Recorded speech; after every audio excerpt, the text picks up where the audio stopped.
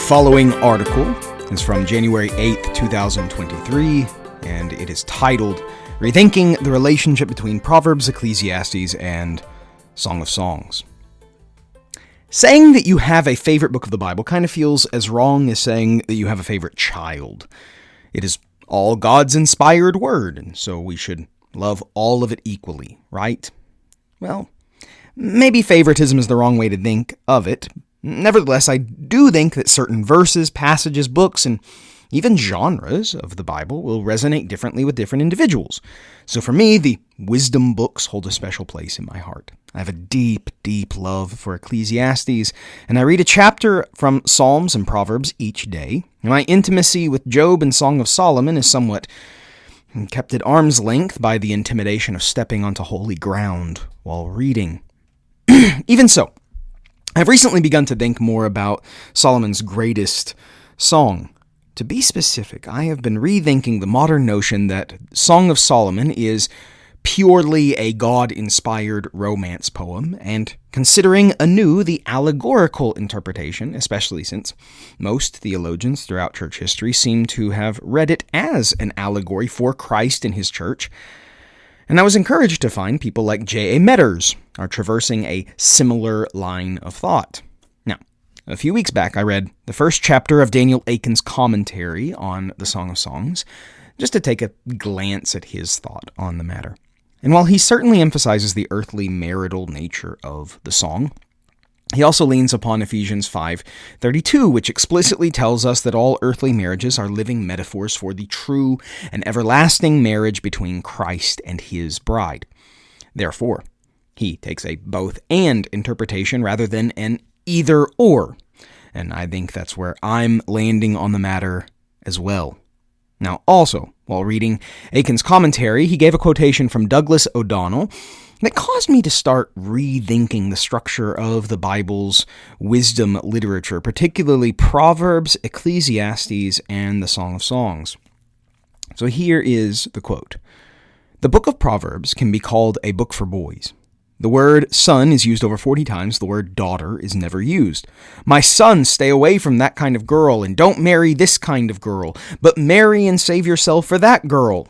Proverbs 31:10-31. And that's how the book ends, quite intentionally, for Proverbs is a book for boys. The Song of Songs is a book for girls, and its message is to girls is patience then passion, or uncompromised purity now, unquenchable passion then. I'll put it this way.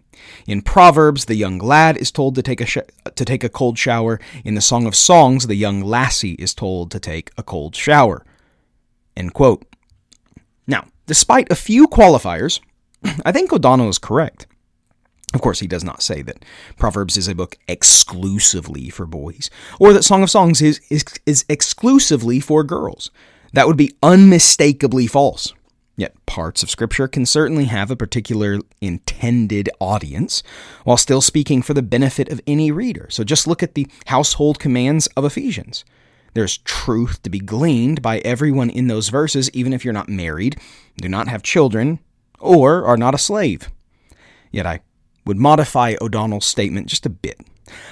I would say that Proverbs 1-9 is a boy's book, while Song of Songs is a girl's book, and they form bookends to a wisdom chiasm that meet in Proverbs 31. So here is that chiasm. So on one end, we have Proverbs chapters 1-9, and then Proverbs 1-30, and then Proverbs chapter 31, verses 1-9, and then we begin to reverse all of that and move in the opposite direction with Proverbs 31, verses 10-31, and then Ecclesiastes being parallel with Proverbs chapter 10-30, and then Song of Songs being parallel with Proverbs 1-9.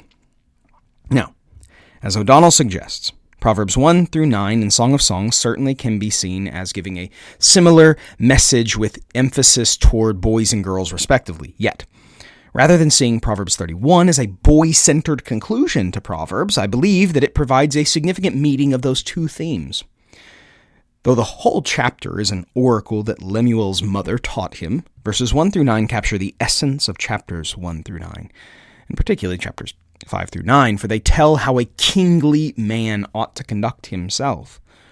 And then verses 10 through 31 give similar wisdom to the woman who would be the wife of such a man. So if Song of Songs is a guide to proper desire for women, then the excellent wife poem in verses 10 through 31 of Proverbs 31 is a guide for becoming the ideal wife. Now, sandwiched between Proverbs 1 through 9 and Proverbs 31 is the collection of Proverbs in chapters 10 through 30, which in general give it guidance on how to behave wisely in God's wisdom-ordered world. On the other side of the chiasm is Ecclesiastes, which explores how to find God's wisdom in this sin-scarred world.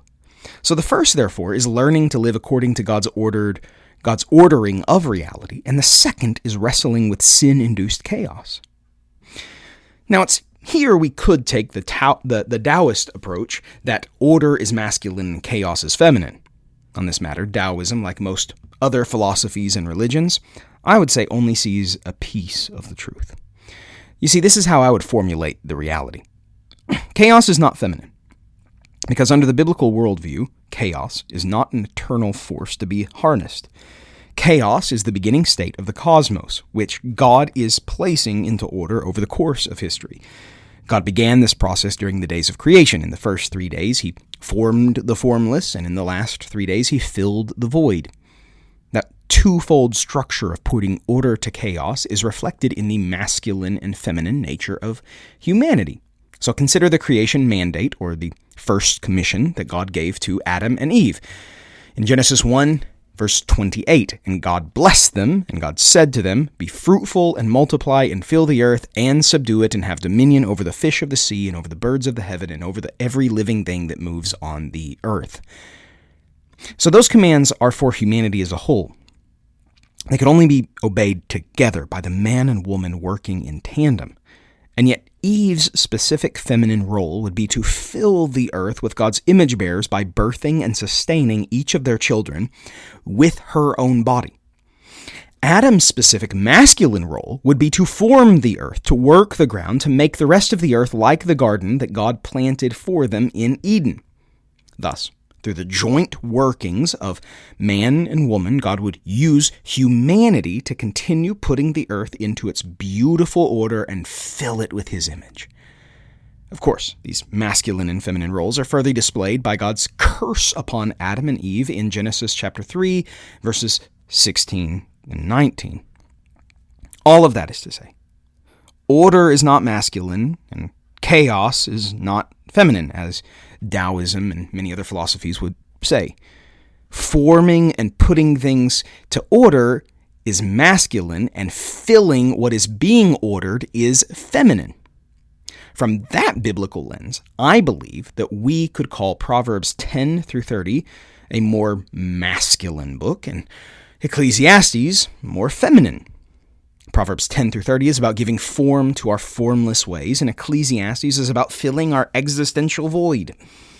Proverbs 10 through 30 is largely focused on the more masculine question of how to live, while Ecclesiastes gives answer to the more feminine question of why we should even care about living.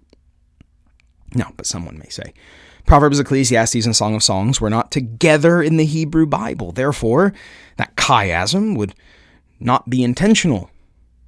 True. Yet, Christ's coming into the world radically expanded how God's people understood the Old Testament. Is it not possible, then, that God providentially guided even the reordering of the Old Testament books in order to reveal greater depths of their beauty to us, and even to reveal new depths of usefulness to us?